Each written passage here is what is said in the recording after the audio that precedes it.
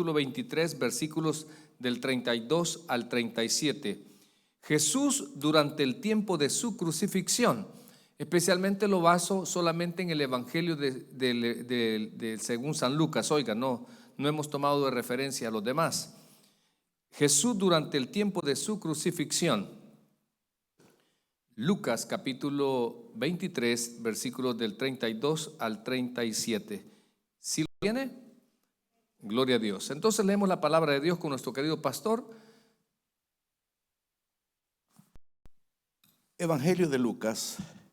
Se dice que este es el evangelio más ordenado, porque no solamente porque fue un profesional el que lo escribió, sino que estaba tratando de satisfacer a un personaje que se llamaba Teófilo, y a él le dedica su evangelio. Lucas capítulo 23, leemos los versículos del 32 hasta el 37. Dice la palabra del Señor. Lucas 23, 32. Llevaban también con él a otros dos que eran malhechores para ser muertos. Y cuando llegaron al lugar llamado de la calavera, le crucificaron ahí, y a los malhechores, uno a la derecha y el otro a la izquierda. Y Jesús decía: Padre, perdónalos, porque no saben lo que hacen. Y repartieron entre sí sus vestidos, echando suertes. Y el pueblo estaba mirando, y aún los gobernantes se burlaban de él, diciendo: a otro salvó, sálvese a sí mismo, si este es el Cristo, el escogido de Dios. Los soldados también le escarnecían, es decir, se burlaban, acercándose y presentándole vinagre y diciendo: si tú eres el rey de los judíos, sálvate a ti mismo. Gracias, Señor, por esta palabra tuya. Ahora háblanos al corazón por medio de ella y a través de tu siervo, en el nombre de Jesús. Amén y amén. Gracias, mi querido pastor. Tomamos asiento. Hermanos, vamos a aprender o perseguimos el que usted y yo logremos valorar el amor de Dios, el amor de Jesús para sufrir en la cruz cruento dolor, para que por medio de su sacrificio alcancemos perdón, salvación y vida eterna. Amén. Ya Jesús sabía perfectamente cuándo le tocaría ese momento de ser crucificado, ser apresado, pero él se preparó en oración. Una de las cosas que muchas veces nosotros los creyentes no sabemos aprovechar, o pensamos que no estamos en una guerra espiritual, pensamos que todo va bien. No, hermanos, el Señor nos manda a velar en todo tiempo. Y en ese monte de Getsemaní, el monte donde se pone a orar, un tiempo donde los apóstoles no se durmieron, pero él se preparó, y es algo importante que yo quisiera dejarle en su corazón. Hermanos, velemos y oremos en todo tiempo, porque hay pruebas que no avisan. Algunas sí, pero otras no. Y también tenemos una guerra espiritual con el enemigo, y él es sutil y va a querer desanimarlo, va a querer entristecerlo, va a querer enojarlo, va a tratar con todas sus emociones, con sus inconformidades, para, si usted ya recibió a Cristo, sacarlo del evangelio, para que usted ya no sirva, para que usted se vaya de la iglesia, para que usted ande rebotando de iglesia en iglesia, de marido en marido, a decir, de cualquier cosa, hermano. Pero al final es importante estar preparado en oración para poder actuar en nuestras tribulaciones. Amén. Luego es apresado. Bueno, llegan digamos una muchedumbre y le dicen: ¿quién es Jesús? Yo soy. Y caen todos. Sale Pedro queriéndolo defender, le corta la oreja a Malco y luego le dice: cálmate. Porque, hermanos, todo esto hasta donde él llegó fue hasta donde él lo permitió, junto con Dios, por supuesto. Entonces llega el momento donde es sentenciado y lo llevan donde Anás, Caifás, donde Herodes, termina donde Pilato y se da la condenación. Una vez lo condenan, lo llegan a flagelar, y de ahí el video que vimos es donde parte hacia al Gólgota, que es la parte que quiero comentarle. Dictada la sentencia y entregado el reo para ser ejecutado, los soldados del pretorio encargados de esta tarea, que eran 4, estaban a las órdenes de un centurión. Llevaron a Jesús al lugar determinado para ser crucificado. Con esta acción se inicia el camino hasta el Gólgota, que se conoce como la Vía Dolorosa. El lugar de la crucifixión se identifica con el de Calavera, que en arameo es Gólgota. La distancia entre el pretorio y el lugar de la crucifixión es algo más o menos como de 1 kilómetro. Los condenados a la crucifixión tenían que cargar sus propias cruces. El suplicio de la cruz era considerado por los propios romanos como el más cruel y terrible. Era además afrentoso y se aplicaba a los ladrones, a los esclavos, siempre en Judea, a los sediciosos. La cruz como instrumento podía proceder de la antigua costumbre del empalamiento, de ahí en su nombre griego significa palo o estaca vertical. Como instrumento de muerte parece ser que se remonta ya a los fenicios o a los persas, usándolo los griegos, los cartagineses y sobre todo los romanos. Los soldados sujetaban firmemente el brazo derecho, por el que generalmente se comenzaba sobre el patibulum, que este es el palo horizontal, mientras que el encargado de enclavarlo montaba un clavo de hierro, no demasiado grueso, pero sí lo suficientemente fuerte, y orientaba la punta hacia el hueco entre el cúbito y el radio, porque consideran algunos que realmente no fue en las palmas, sino que acá como en la muñeca. Para el judío, desde la punta de los dedos hasta acá se consideraba toda la parte de la mano. La presión del clavo tenía que ser suficiente para sujetar el brazo y aguantar el peso del cuerpo, pero evitando que una excesiva presión quebrase los huesos que sostenían al crucificado. Hermano, con esto que le acabo de decir, Jesucristo nació, Jesucristo murió, pero Jesucristo resucitó. Amén. Y algo más grandioso, va a volver por su iglesia, mis amados. Y eso merece otro fuerte aplauso al Señor. Esa es nuestra esperanza, que Él va a volver y va a volver por nosotros.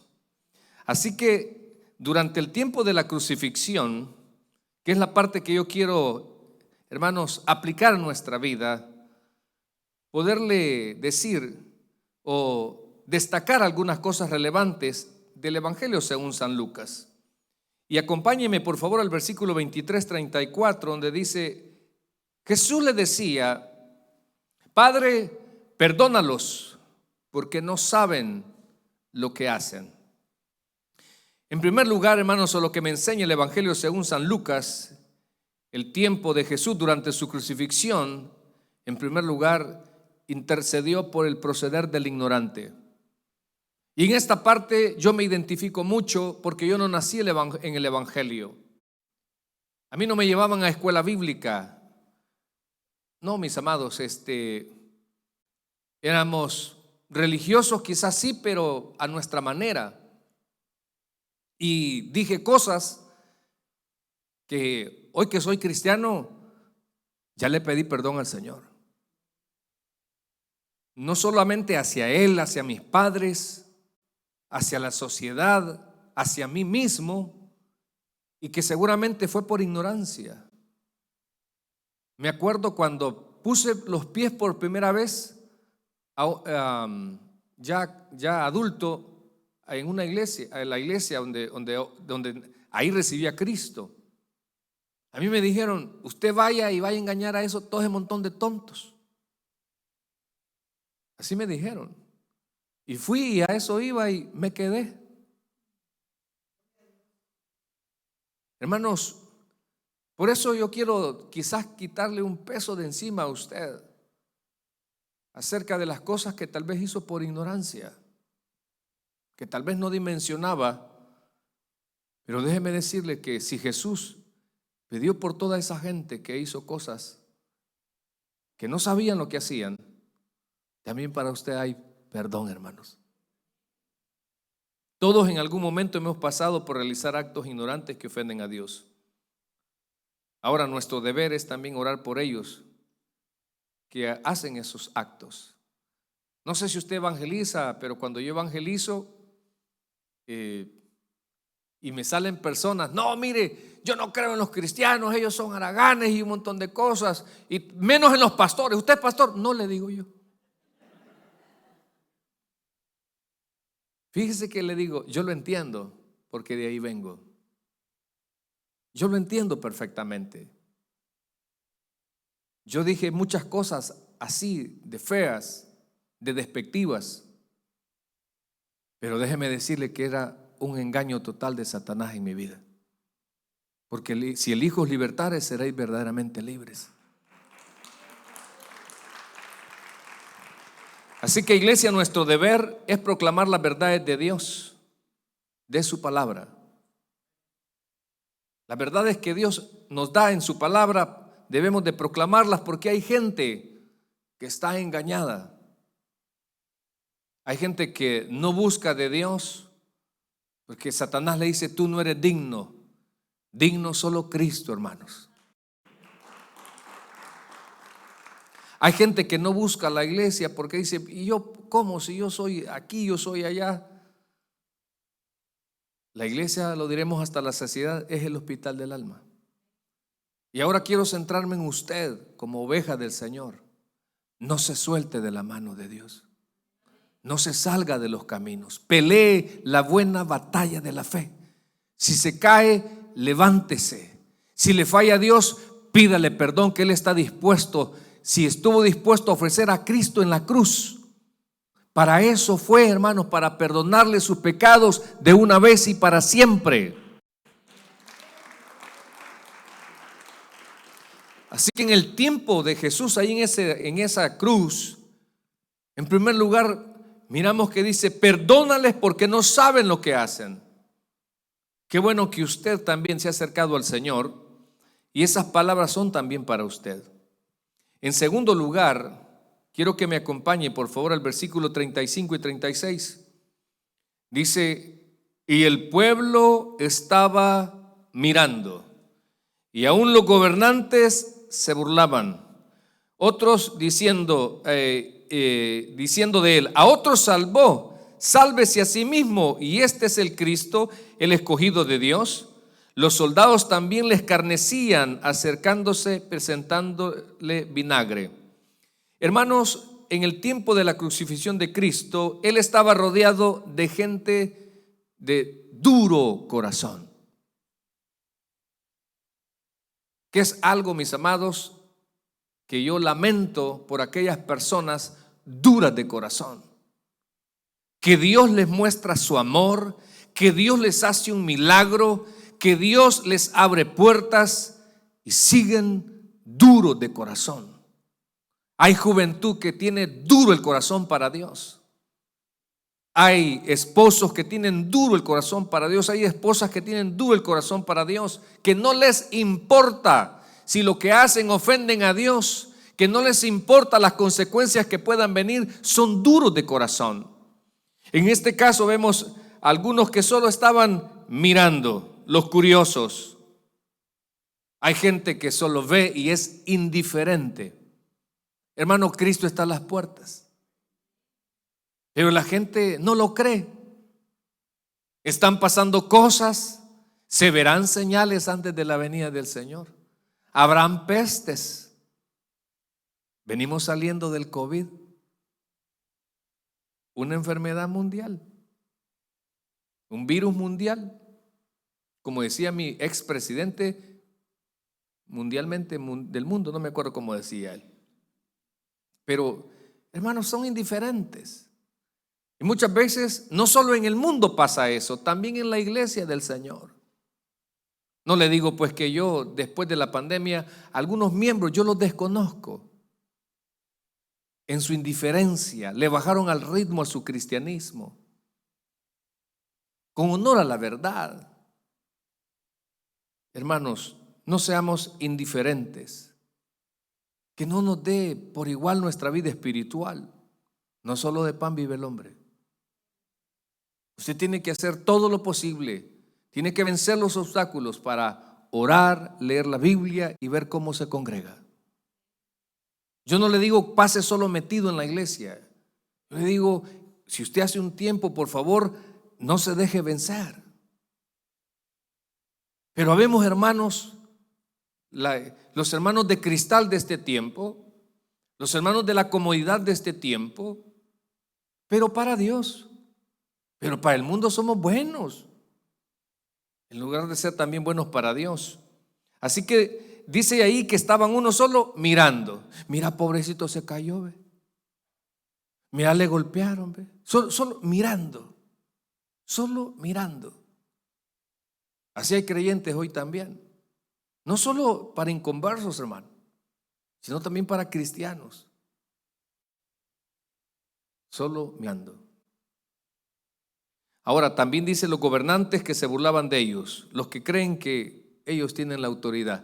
Hermano, Jesús hizo su entrada triunfal como rey, pero su propósito era, el primero era reconciliar al hombre para con Dios.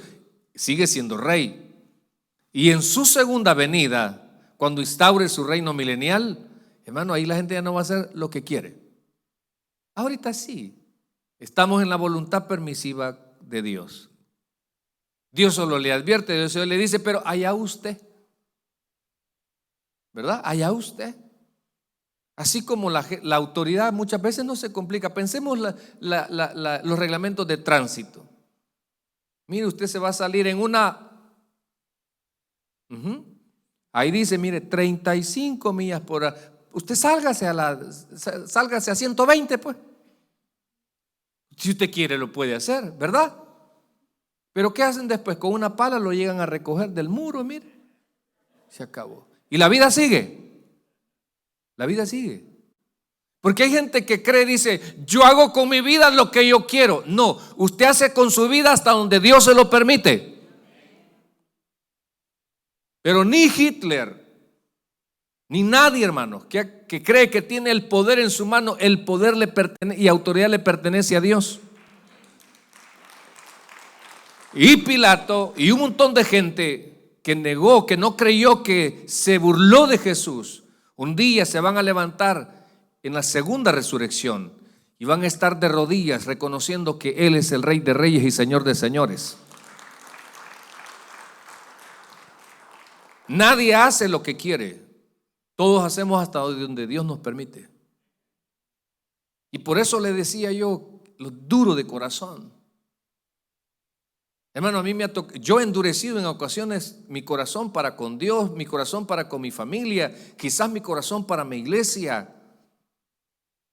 La dureza de corazón es que no te importan las decisiones, las consecuencias que tengan tus acciones. Que no te importa en ese momento. No te importa la gente que vas a dañar. No te importa lo que van a decir de ti. No te importa lo que digan de Jesucristo. No te importa. Y tú dices, yo hago con mi vida lo que yo quiero. Yo estoy joven. El pastor porque es abuelito ya hago lo que... No soy abuelito. Abuelito, tu abuelito. Hermanos, dice que los soldados les escarnecían, los denigraban, los que hablan mal del evangelio.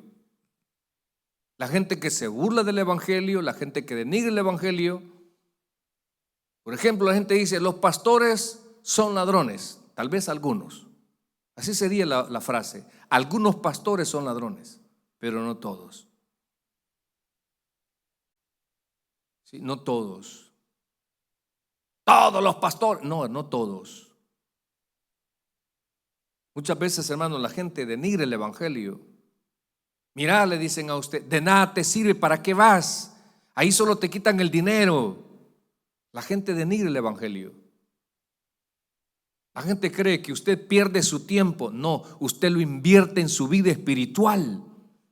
Y si usted está espiritualmente bien, hermano, todo va a funcionar mejor. Sí, pero hay gente que denigra el evangelio. Hay gente que sí quizás ha tenido malas experiencias en el cristianismo, pero yo siempre le diré, Cristo nunca nos ha fallado.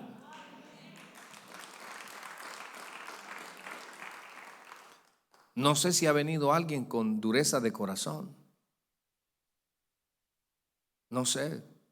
No sé si alguien está siendo indiferente en su vida espiritual. Sí, no sé. Pero en esa cruz, hermanos, había gente que no le importaba. Porque cuando uno recibe a Cristo, hermano, no sé, hay gente que le tiene gran respeto a las cosas de Dios. Pero mucho respeto. Se exceden, pero me encanta. Así que, por favor, no quiero que sea usted de esos esta noche. ¿No le ha hecho Dios un favor a su vida? ¿Mm? ¿No le ha hecho Dios un milagro a su vida? ¿No lo ha sanado? ¿No lo hizo invisible? Lenguaje solo para aquellos del... ¿Mm? ¿Cuántas cosas no ha hecho Dios? Y hay gente, ¿verdad? Vas a ir a la iglesia, ay, no tengo ganitas. No seamos de duros de corazón. En tercer lugar, mis amados, mire, quiero que me acompañe el versículo 23 al 43. Y uno de los malhechores que estaba colgado le injuriaba diciendo: si tú eres Cristo, sálvate a ti mismo y a nosotros. Respondiendo el otro le reprendió diciendo: ¿ni aún temes tú a Dios estando en la misma condenación?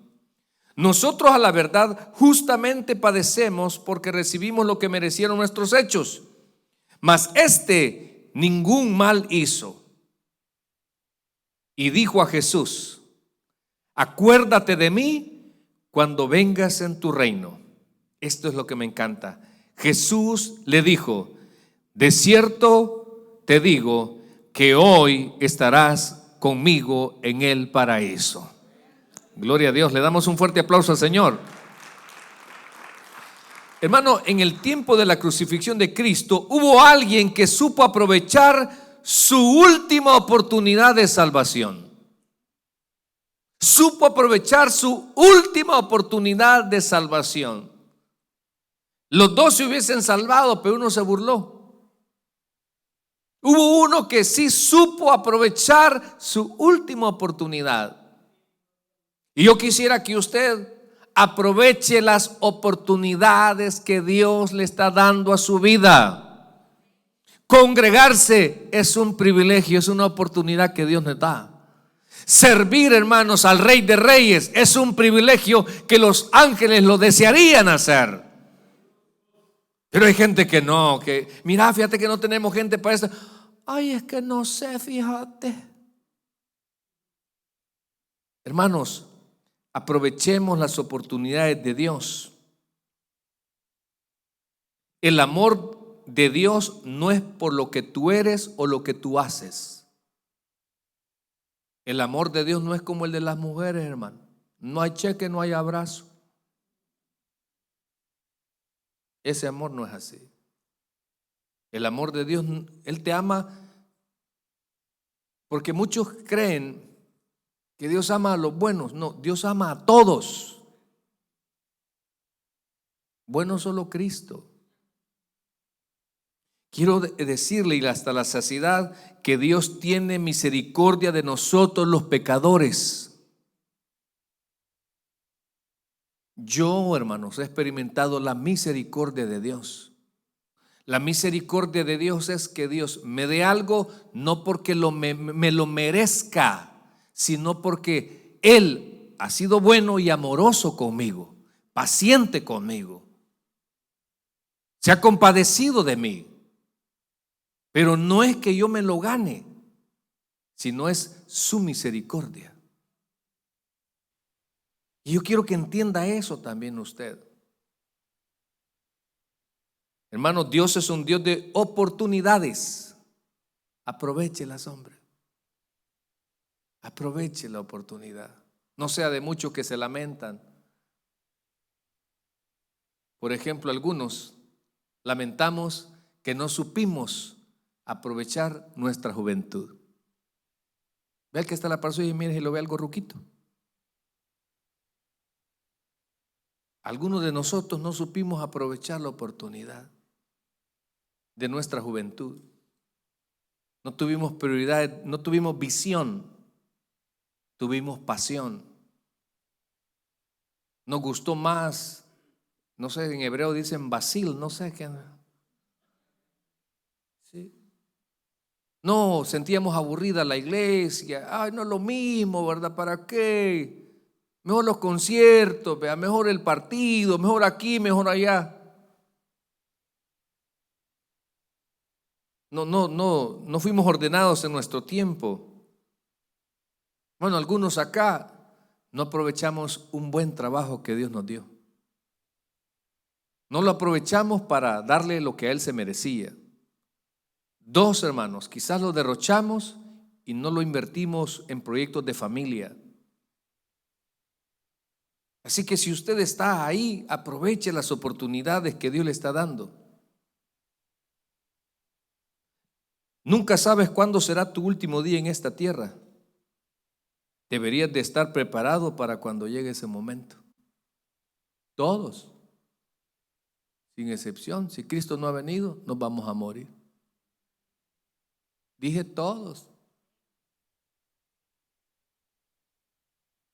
Yo no sé, hermanos, como uno tiene tanto contacto con la palabra, yo a veces solo pensando en la muerte ando, fíjese, pero suya, no mía.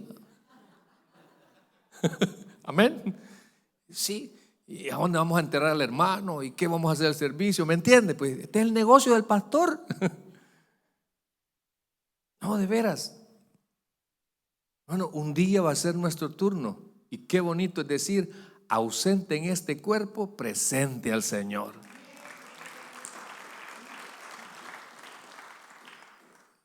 Porque al Hijo de Dios no le quitaron la vida. Porque Dios es la vida. Él entregó su cuerpo terrenal, pero Dios es la vida, hermano. Su cuerpo, ese cuerpo terrenal murió, pero Él sigue con vida, porque Jesús es vida. No puede morir Dios, pues. Si no, esto no funciona así. Por eso quiero que entienda que usted debería de estar preparado. Usted está preparado de veras para la muerte. Para dos cosas tenemos que estar preparados. Uno, si nosotros nos morimos o un ser querido parte también. Para esas dos cosas tiene que estar preparada. Porque aquí nada tenemos seguro. Deme un amén, hombres. Ni la mujer. Deme un amén, mujeres. Ustedes si es un dondito el que tienen, van a perseverar con él. Sigamos, mire. No creo que alguien en su sano juicio quiera irse al infierno. No creo. No creo que alguien diga, sí, yo quiero irme al infierno. No se le faltan 10 para el peso. Pero tarde o temprano usted se va a morir. Tarde o temprano usted se va a morir. Mire el accidente que pasó con ese buque allá en Baltimore, donde murieron unos guatemaltecos, un salvadoreño y un mexicano. Mandándole un texto, un novio a la muchacha le dijo, mira, ya llegué aquí, voy a trabajar. De repente vio la ubicación. Mire esos novios que se comparten la ubicación. No sé si en parejas hay eso, que se comparten dónde están.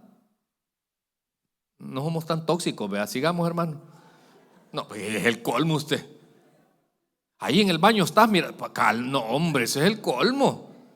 Y que hay tanta toxicidad hoy en las parejas, usted. Así que no creo. Y dice, y se murieron, pues de repente. Algunos que todavía no los encuentran. ¿Usted cree que se levantaron pensando que se iban a morir? Así es muchas veces la muerte. Y nosotros, hermanos, de veras, no debemos de pasar, pero ni un instante, de enseñar que después de esta vida solo hay dos destinos. Uno, el infierno, y dos, si aceptas el sacrificio, si te rindes a Jesús, si te arrepientes de tus pecados, te vas a ir al cielo.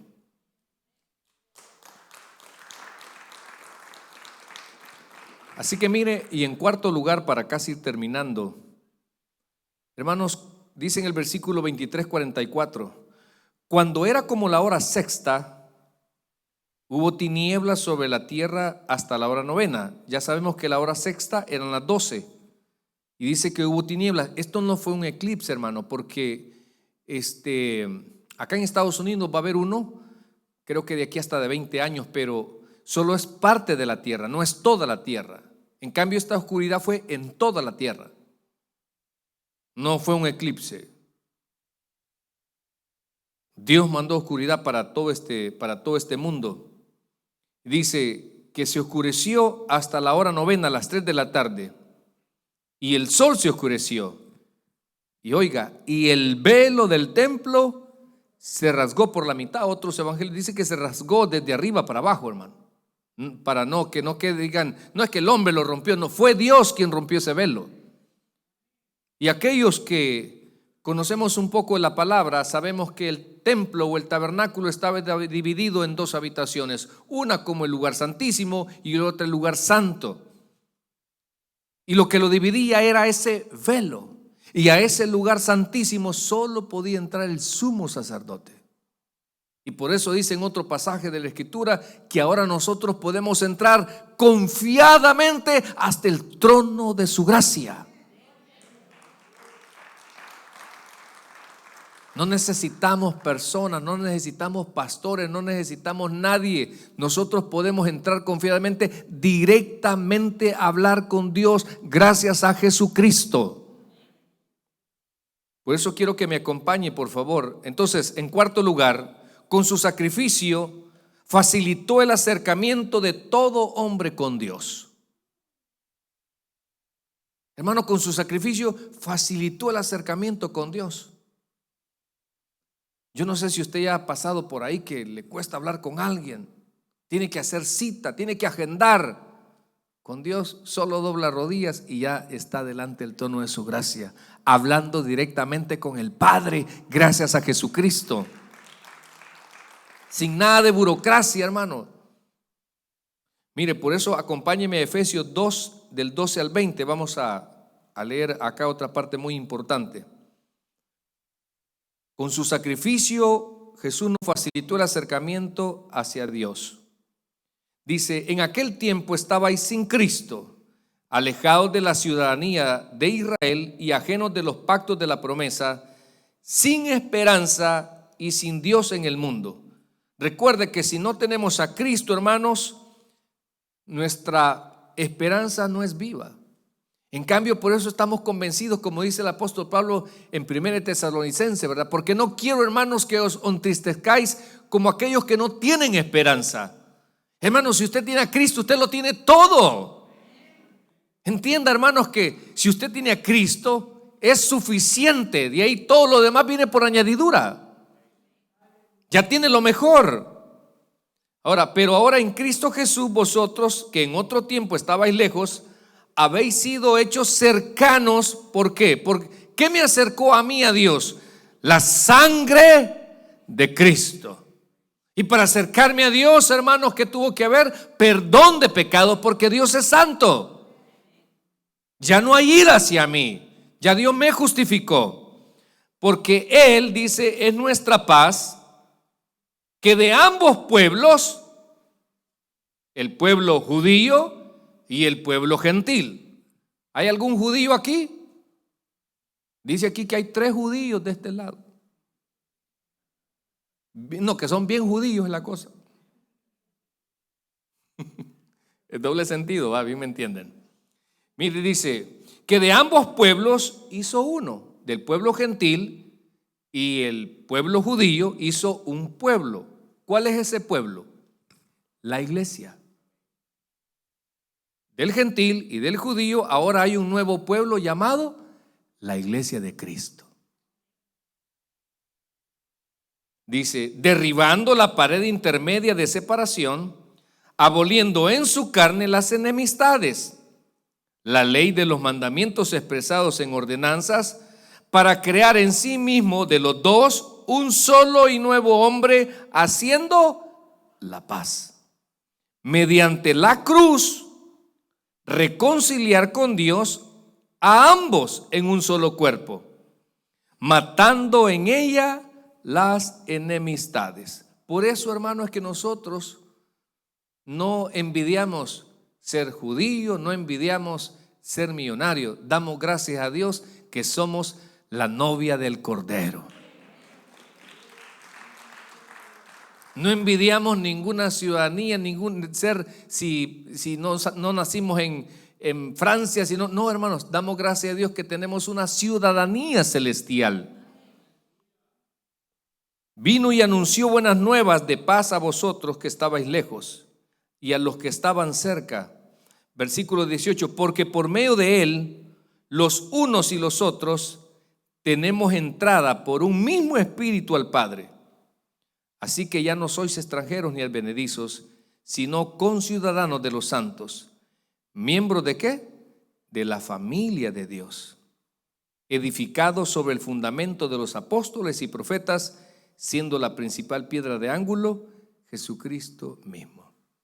No le va a funcionar el evangelio si su fundamento no es Cristo. No le va a funcionar el evangelio si las enseñanzas, hermanos, no están basadas en las escrituras. No le va a funcionar. No le va a funcionar. Por eso, para nosotros, y me encanta, hermanos, nuestros principios, la máxima autoridad en nuestra vida de fe es la palabra de Dios. Nuestro fundamento es Cristo. La cabeza de la iglesia es Cristo. La gloria en nuestra iglesia es solo para Cristo. Por eso todo lo que hacemos, hermano, no es para que nos reconozcan, no es para que nos agradezcan, no es para que nos vean, no es para cuántos likes le han dado. No, hermano, no nos interesan los likes, nos interesa anunciar que Cristo murió en esa cruz por amor hacia los pecadores, para perdonar nuestros pecados, todos de una vez y para siempre, con ese derramamiento de esa sangre bendita. Démosle un fuerte aplauso al Señor, vamos a orar. Señor, te damos las gracias. Gracias, Espíritu Santo, porque un día, Señor, a muchos de los que aquí estamos, nos convenciste que Jesús no es religión. Señor, nos quitaste un velo tan grande de engaño, Señor, quizás pecaminoso o religioso en nuestras vidas. Gracias, Jesús, porque no solo pediste por estos hombres ignorantes en ese momento de tu crucifixión. También, Señor, muchos de nosotros hicimos muchas cosas, dijimos muchas cosas, pero fue, Señor, quizás sin conocimiento de tu verdad. Gracias por pasar por alto tremendas ofensas que hicimos de palabra o de acción, Señor. Gracias por pedir al Padre que nos entendiera que éramos unos totales ignorantes a tu palabra.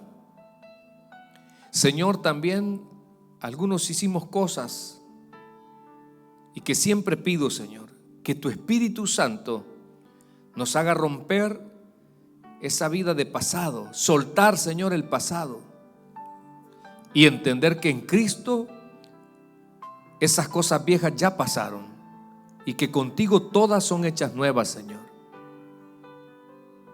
Señor, gracias te damos. También porque muchos pasamos por dureza de corazón. Tomamos decisiones, cedimos, mi Dios, a tentaciones que nos causaron grandes consecuencias, pero que ahí estuviste tú, Señor, usando tus medios, tus maneras, de manera muy especial el Espíritu Santo para redarguirnos y decirnos: eso no está bien, eso no está correcto, eso te puede costar caro o eso te va a costar caro.